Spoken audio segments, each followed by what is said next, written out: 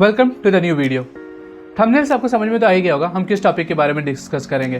That is Ethereum, one of the second largest chain जो कि use होता है फॉर बिल्डिंग डैप्स।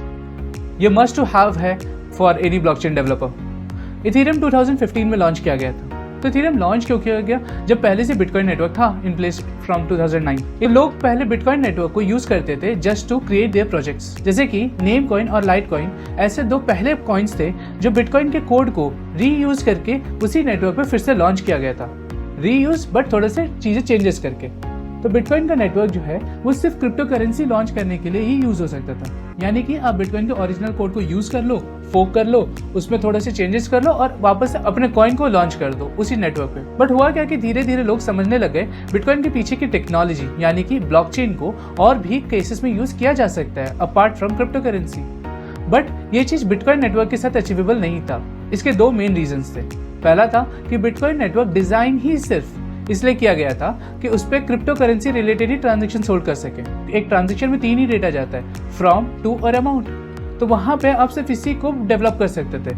यानी कि अगर आपको अपना क्रिप्टो करेंसी लॉन्च करना है तो सिर्फ बिटकॉइन नेटवर्क यूज हो सकता था।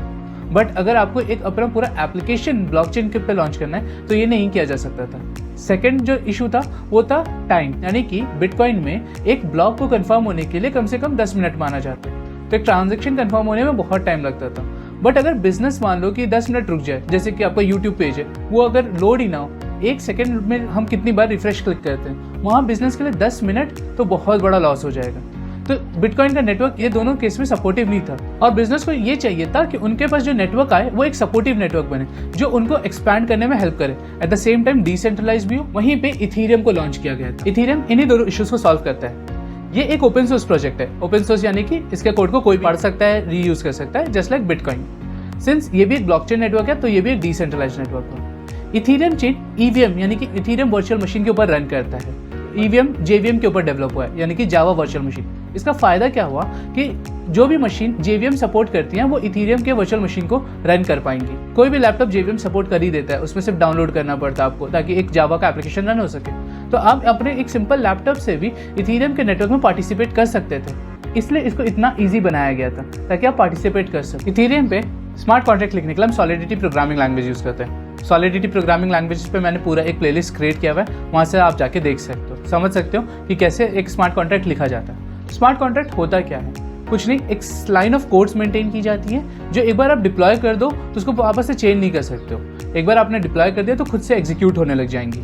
तो इसको आप यूज सिंपल भी नहीं लिख सकते, थोड़ा सा डिफरेंस होता है। जैसे कि दूसरे प्रोग्रामिंग लैंग्वेजेस में आप एक फंक्शन के अंदर कुछ लाइन ऑफ कोड्स लिखोगे जो कि उस फंक्शन को एग्जीक्यूट करेगा depending on conditions and everything जो भी आपने लिखा होगा। उसी तरह स्मार्ट कॉन्ट्रैक्ट में भी होता है। बट यहाँ डिफरेंस क्या होता है, आप जो भी चीज़ यहाँ पे एग्जीक्यूट करने की कोशिश करोगे उसके लिए एक ट्रांजेक्शनल फीस दोगे और वो आपको परचेस करनी होगी। उसके लिए आप या तो ईथर्स में पे करोगे।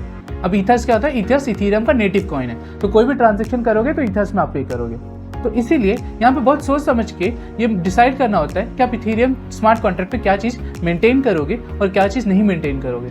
जैसे कि जावा या पाइथन में तो आप कुछ भी मेंटेन कर लेते हो, चल जाएगा, बट यहाँ वैसा नहीं होगा, यहाँ नहीं चलेगा। तो बहुत ज़्यादा यहाँ पे केयरफुल होना है। होप आपको आज का वीडियो पसंद आया हो। Please subscribe our channel and hit the bell icon, क्योंकि हम हर मंडे और थर्सडे न्यू वीडियोज़ लेके आते हैं ऑन वेब5 कंटेंट। मिलते हैं हम अपने अगले वीडियो में। Till then keep exploring and keep learning this new world of वेब5।